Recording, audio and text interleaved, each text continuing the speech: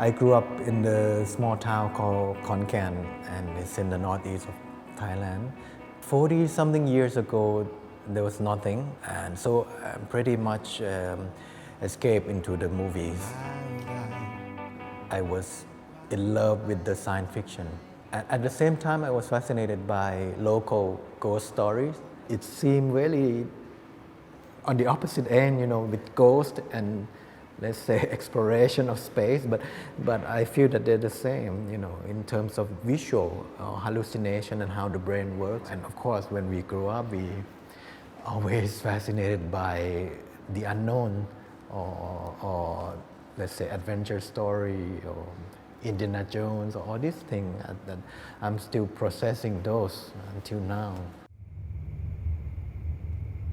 อายฮู้แต่ว่า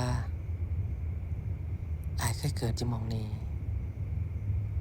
บ่ฮู้ว่าเป็นคนหรือว่าเป็นสัตว์ In Thailand, I studied architecture, and then I went to Chicago to study filmmaking. That was really focused on experimental cinema, and I found the similarity between architecture and this structural kind of film. So I look at film in timeline and blocks. I question everything, and I question what is fiction and what is reality and what's the line. Later and later, I start to throw away these, I would say, restrictions, and I just go with my feelings. It's become more internal. เอื้อยข้อยไปวัดเฮ็ดบุญทานหาเจ้าได้รับบ่ ได้รับอยู่แกขอบใจตัวหลายๆเด้อแกรู้สึกได้ I got this little book about this guy who claimed that he could recall his past life.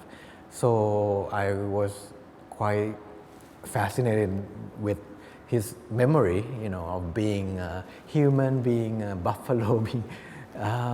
So I tried to find his relatives, and I and my teams travel along the northeastern Thailand to look for clues and stories of him. I start to gather these materials, and it become primitive project, and it become a kind of multiple videos that is really focused on one village that we passed through and decide to stay.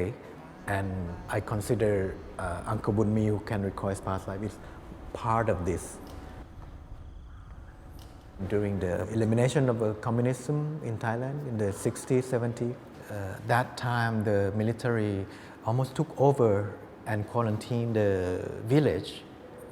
Primitive itself, the core is about working with teenagers who didn't have a direct experience of the violence that happened to their parents and grandparents.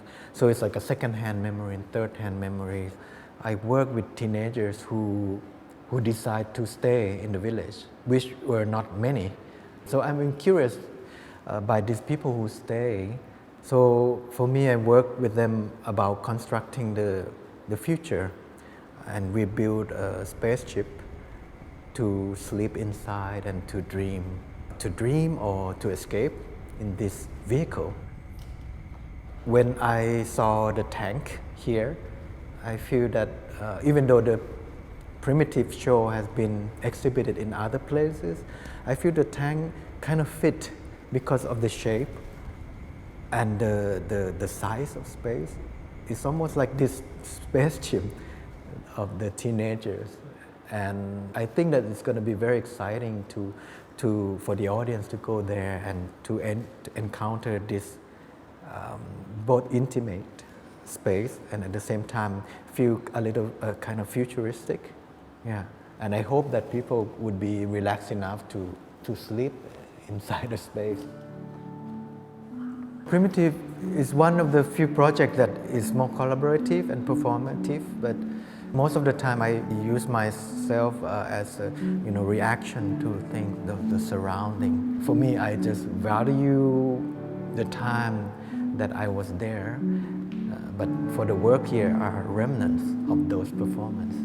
Because I feel I'm really introvert, that I think that movie is a tool to be behind, to just look, so it become replacing my own eyes.